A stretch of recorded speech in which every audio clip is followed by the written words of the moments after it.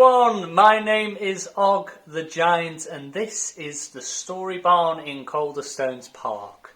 Now we are up to chapter 6 of Alice's adventures in Wonderland and it has been quite a journey.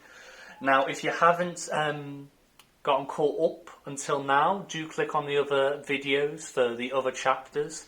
And if you're up to this chapter, you're in the right place and we're going to have a good time.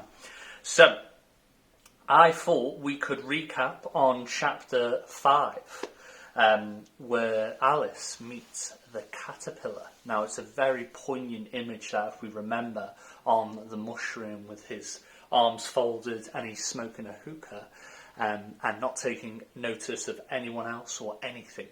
And it's an incredible image. And Alice and the caterpillar are talking.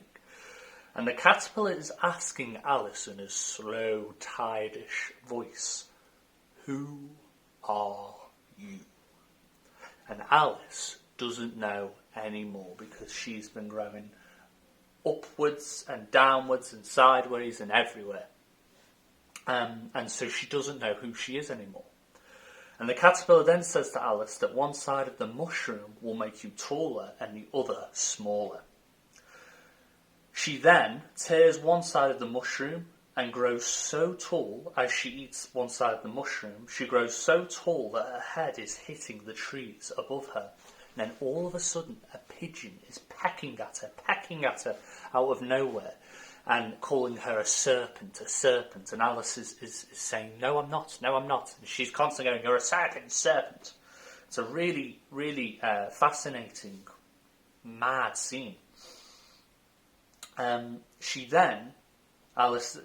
pigeon then flies away and Alice then eats the other part of the mushroom and gets really, really, really small when she encounters a small house. And that is where we're up to. So it's a very small house that she's come up to. She doesn't want to frighten the people in there, so she's eaten the mushroom to get smaller, and now she's about to go into this house. Now, there was a lot of thoughts that we were left with last chapter, but I thought we'd just home in on a couple of them. So, what is she going to find when she goes into the house? It'll be very interesting to find out. And just as a reassurance that this is quite a confusing story, isn't it, everyone? It's very wonderful and mad and fun, but it is quite confusing, and I'm sometimes getting confused too, so if you're getting confused, do not worry. Just trying to imagine some of the images that you can and trying to stay with it as best as you can. It's the best we can do. Because there is some weird and wonderful characters in this, and they make it all so worth it. So yeah, I think we should crack on to the next chapter. So everyone, this is Alice's Adventures in Wonderland by Lewis Carroll, presented by the Storybarn. Chapter 6, Pig and Pepper.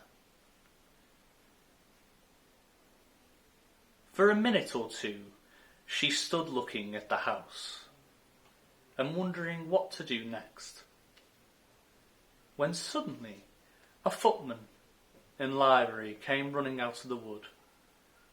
She considered him to be a footman because he was in livery, otherwise, judging by his face only, she would have called him a fish, and rapped loudly at the door with his knuckles. It was opened by another footman in livery with a round face and large eyes like a frog. And both footmen, Alice noticed, had powdered hair that curled all over their heads. She felt very curious to know what it was all about and crept a little way out of the woods to listen. The fish footman began by producing from under his arm a great letter, nearly as large as himself, and for this he handed over to the other, saying in a solemn tone, "For the Duchess, an invitation from the Queen to play croquet." The frog footman repeated in the same solemn tone, only changing the order of the words a little. "From the Queen, ribbit, an invitation for the Duchess to play croquet." Then they both bowed low, and their curls got entangled together. Alice laughed so much at this that she had to run back into the wood for fear of their hearing her. And when she next peeped out, the fish footman was gone, and the other was sitting on the ground near the door, staring stupidly up into the sky. Alice went timidly up to the door and knocked. "There's no sort of use in knocking," said the footman. "And that for 2 reasons. First, because I'm on the same side of the door as you are. Secondly, because they're making such a noise inside no one could possibly hear you." And certainly there was a most extraordinary noise going on within. A constant howling and sneezing, and every now and then a great crash, as if a dish or kettle had been broken to pieces. "Please then," said Alice, "how am I to get in?" "There might be some sense in your knocking," the footman went on without attending to her. "If we had the door between us, for instance, if you were inside, you might knock, and I could let you out, you know." He was looking up into the sky all the time he was speaking, and this Alice thought decidedly uncivil. "But perhaps he can't help it." Thought decidedly uncivil. "But perhaps he can't help it," she said to herself. "His eyes are so very nearly at the top of his head. But at any rate he might answer questions." "How am I to get in?" she repeated aloud. "I shall sit here," the footman remarked, "till tomorrow." At this moment the door of the house opened, and a large plate came skimming out, straight at the footman's head. It just glazed his nose and broke to pieces against one of the trees behind him. "Or next day, maybe," the footman continued in the same tone, exactly as if nothing had happened. "How am I to get in?" asked Alice in a louder tone. "Are you to get in at all?" said the footman. "That's the first question, you know." It was, no doubt, only Alice did not like to be told so. "It's really dreadful," she muttered to herself, "the way all the creatures argue. It's enough to drive one crazy." The footman seemed to think this a good opportunity for repeating his remarks with variations. "I shall sit here," he said, "on and off, for days and days." "But what am I to do?" said Alice. "Anything you like," said the footman, and began whistling. "Oh, there's no use in talking to him," said Alice desperately. "He's perfectly idiotic." And she opened the door and went in. The door led right into a large kitchen, which was full of smoke from one end to the other. The Duchess was sitting on a 3-legged stool in the middle, nursing a baby. The cook was leaning over the fire, stirring a large cauldron which seemed to be full of soup. "There's certainly too much pepper in that soup," Alice said to herself, as well as she could for sneezing. There was certainly too much of it in the air. Even the Duchess sneezed occasionally, and the baby was sneezing and howling alternately, without a moment's pause. The only things in the kitchen that did not sneeze were the cook and a large cat, which was sitting on the hearth and grinning from ear to ear. "Please would you tell me," said Alice, a little timidly, for she was not quite sure whether it was good manners for her to speak first, "why your cat grins like that?" "It's a Cheshire cat," said the Duchess, "and that's why." "Pig!" She said the last word with such sudden violence that Alice quite jumped, but she saw in another moment that it was addressed to the baby and not to her, so she took courage and went on again. "I didn't know that Cheshire cats always grinned. In fact, I didn't know that cats could grin." "They all can," said the Duchess, "and most of them do." I don't know of any that do, Alice said very politely, feeling quite pleased to have got into a conversation. You don't know much, said the Duchess, and that's a fact. Alice did not at all like the tone of this remark, and thought it would be as well to introduce some other subject of conversation.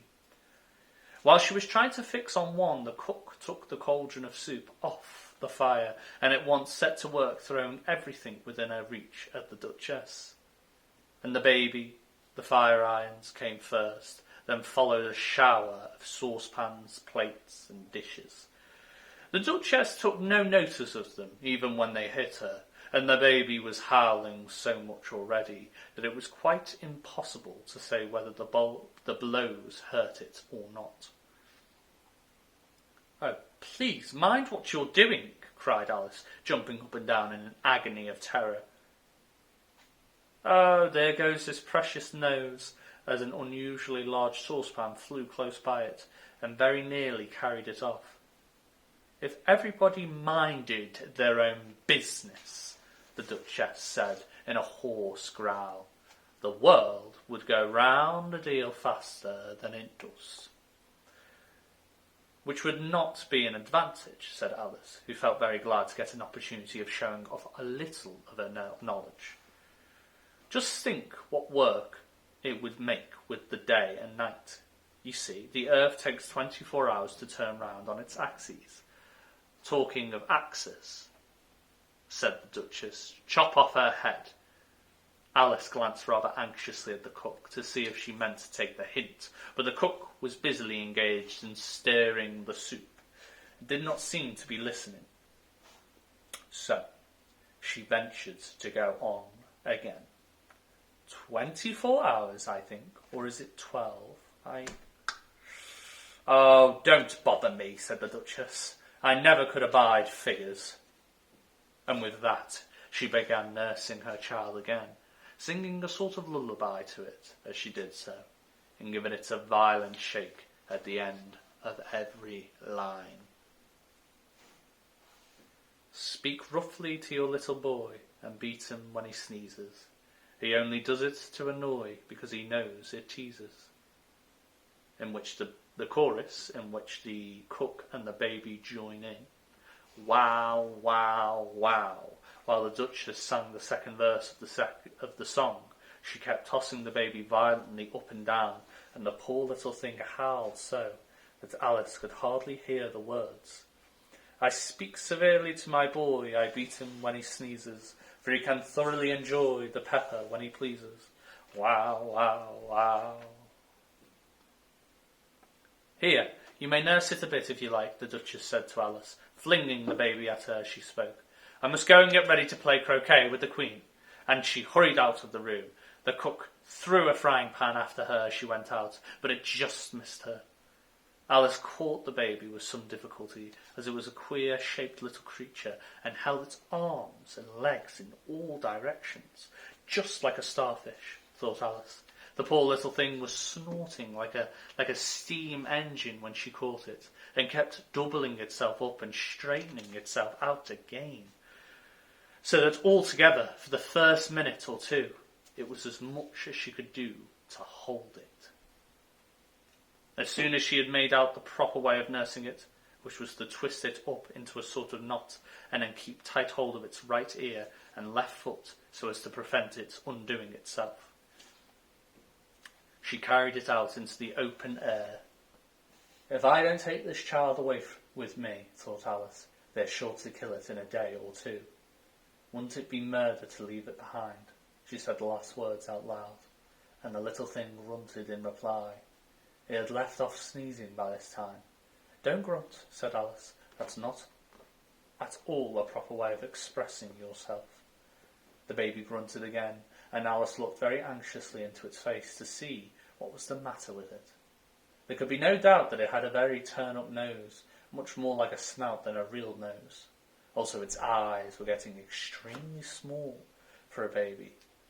Altogether, Alice did not like the look of the thing at all, but perhaps it was only sobbing, she thought, and looked into its eyes again to see if she could see any tears there. No, there were no tears.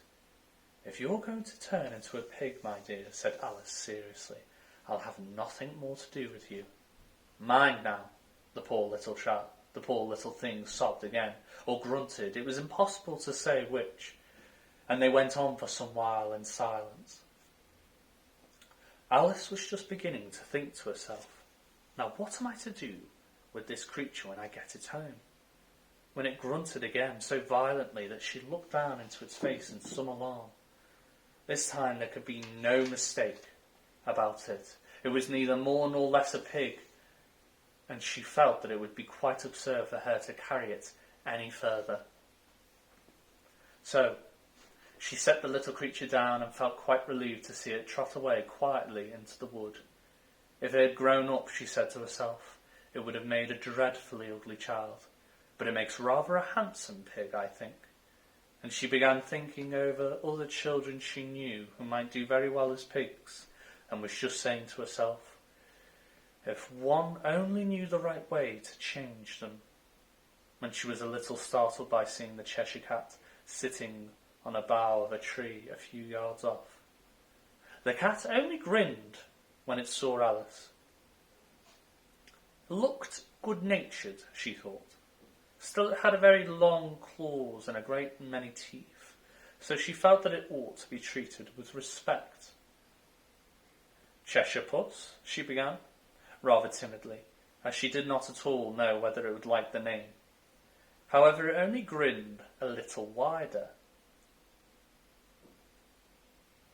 "Come, it's pleased so far," thought Alice, and she went on. "Would you tell me, please, which way I ought to go from here?" "That depends a good deal on where you want to get to," said the cat. "I don't much care where," said Alice. "Then it doesn't matter which way you go," said the cat. "So as long as I get somewhere," Alice added as an explanation. "Oh, you're sure to do that," said the cat, "if you only walk long enough." Alice felt that this could not be denied, so she tried another question. "What sort of people live about here?" "In that direction," the cat said, waving its right paw round, "lives a hatter, and in that direction," waving the other paw, "lives a March hare. Visit either you like, they're both mad." "But I don't want to go among mad people," Alice remarked. "Oh, you can't help that," said the cat. "We're all mad here. I'm mad, you're mad." "How do you know that I'm mad?" said Alice. "You must be," said the cat, "or you wouldn't have come here." Alice didn't think that proved it at all. However, she went on. "And how do you know that you're mad?" "To begin with," said the cat, "a dog's not mad. You grant that?" "I suppose so," said Alice. "Well then," the cat went on, "you see, a dog growls when it's angry and wags its tail when it's pleased. Now I growl when I'm pleased and wag my tail when I'm angry. Therefore, I'm mad." "I call it purring, not growling," said Alice. "Call it what you like," said the cat. "Do you play croquet with the Queen today?" "I should like it very much," said Alice, "but I haven't been invited yet." "You'll see me there," said the cat, and vanished. Alice was not much surprised at this. She was getting used to the queer things happening. While she was looking at the place where it had been, it suddenly appeared again. "By the by, what became of the baby?" said the cat. "I'd nearly forgotten to ask." "It turned into a pig," Alice quietly said, "just as if it had come back in a natural way." "I thought it would," said the cat, and vanished again. Alice waited a little, half expecting to see it again, but it did not appear, and after a minute or two she walked on in the direction in which the March hare was said to live. "I've seen hatters before," she said to herself. "The March hare will be much the most interesting, and perhaps, as this is May, it won't be raving mad, at least not so mad as it was in March. As she said this, she looked up, and there was the cat again, sitting on a branch of a tree. "Did you say pig or a fig?" said the cat. "I said pig," replied Alice, "and I wish you wouldn't keep appearing and vanishing so suddenly. You make one quite giddy." "All right," said the cat, and this time it vanished quite slowly, beginning with the end of the tail and ending with the grin, which remained some time after the rest of it had gone. Well, I've often seen a cat without a grin, thought Alice, but a grin without a cat, it's the most curious thing I ever saw in all my life. She had not gone much farther before she came in sight of the house of the March Hare. She thought it must be the right house, because the chimneys were shaped like ears and the roof was thatched with fur.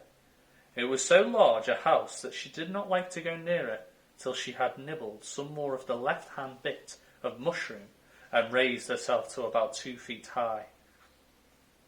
Even then she walked up towards it rather timidly, saying to herself, "Suppose it should be raving mad after all. I almost wish I'd gone to see the Hatter instead." And that is the end of chapter 6. Oh, what a brilliant chapter. It got quite violent in the scene with when she got into the house and she saw the Duchess and the baby. And this baby was sort of a blend between a baby and a pig. And it's still confusing on what it actually was. Which I thought was really interesting. And it was also interesting that was the first time I think Alice thought about home and going back home when she mentions, "How will I take you home if you're a pig? And how will my life be if I'm looking after a pig in the real world?" Which I thought was very interesting. And the cook throwing things, but it didn't seem to bother the Duchess. Yeah. And then I really like the Cheshire Cat. I think the Cheshire Cat is a really, really interesting character. And I very much see that. And I love how magical it is, how it's vanishing and disappearing slowly.